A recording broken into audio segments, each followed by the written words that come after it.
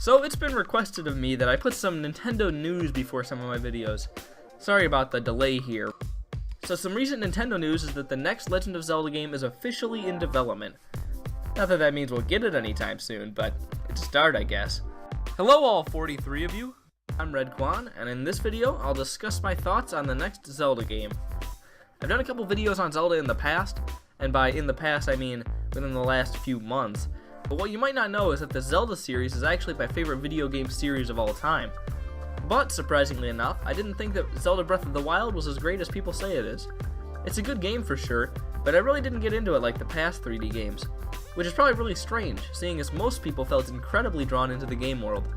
I think the difference for me is that I usually don't feel very immersed in a game, at least not as much as most people. I never really feel like I'm the character or that I'm a part of the game.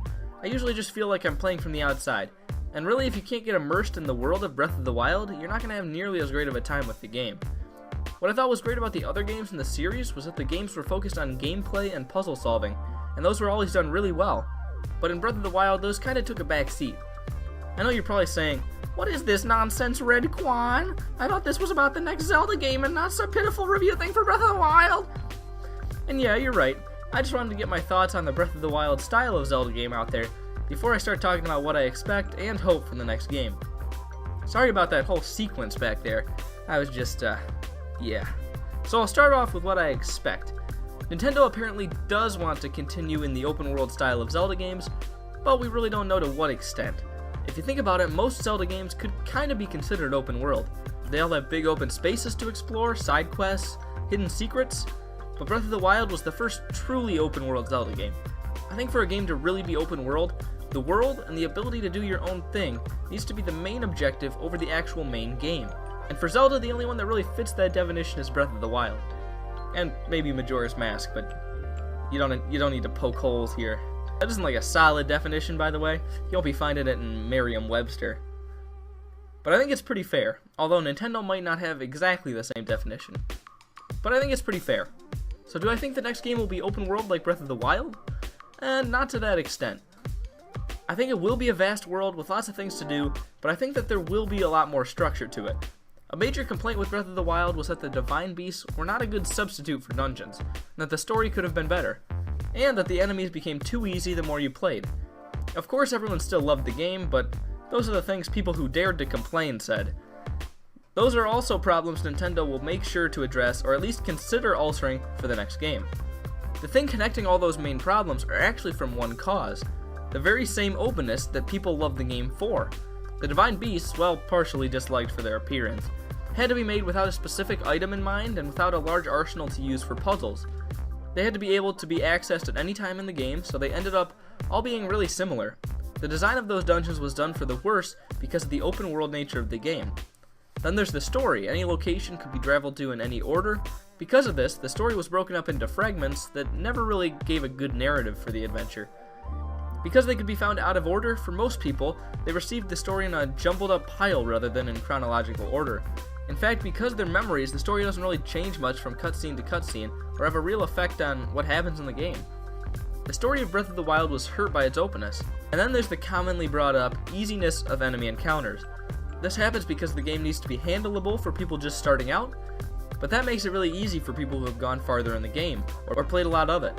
Why did this have to happen? Because the game has to be fair for people who go straight to Ganon, as well as people who get every shrine before fighting him.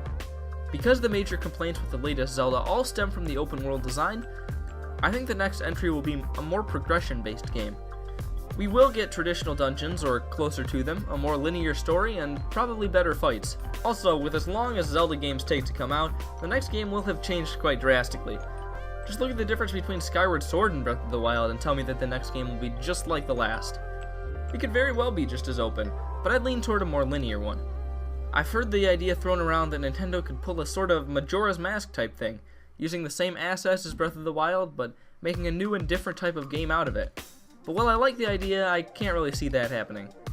The main aspect of Breath of the Wild that took so much time to make was the huge world, and everything in it.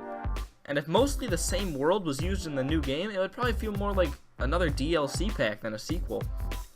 Also, at the time when Majora's Mask came out, it didn't take as large of a team to make a game, and if Nintendo wants to pour the huge resources and effort to make a new Zelda, I'd guess they'd go with one pretty much from scratch.